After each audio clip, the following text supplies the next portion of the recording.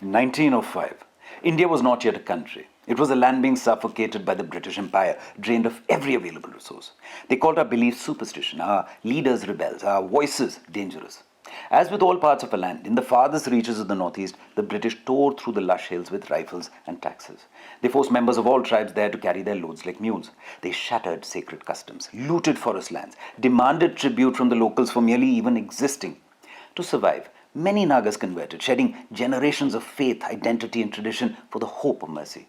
But one young boy watched this unraveling with fire in his eyes. From the village of Cambiron, he saw what others were too afraid to speak. That surrender for survival was an assault on their dignity. This boy was no simple shepherd. The people of Cambiron held him as Mu, a spiritual guide and healer. The boy's name was Sri Haipo Jadonang. He dreamt of Makam Gavangdi, the promised Naga kingdom where no foreigner ruled, no culture was crushed, and no soul lived in chains. Then came World War I. Thousands of Nagas were shipped without consent as laborers and soldiers to Mesopotamia, France, and faraway lands where they dug trenches and carried supplies under foreign flags. War, an event that otherwise divides humans, for once did the opposite. It brought the tribes together. A question ran through the ranks, a question asked by Sri Haipo Jadonang.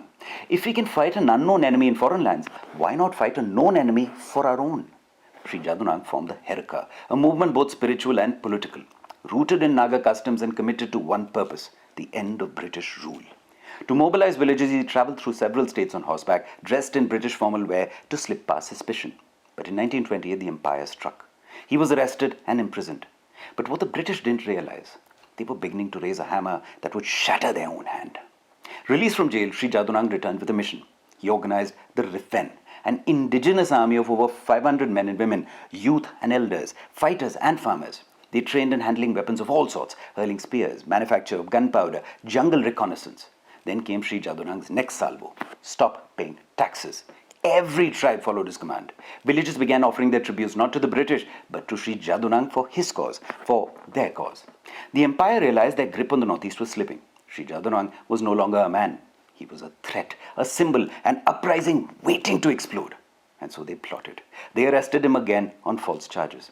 He was tried without fairness, condemned without cause. No jury, no justice, only fear.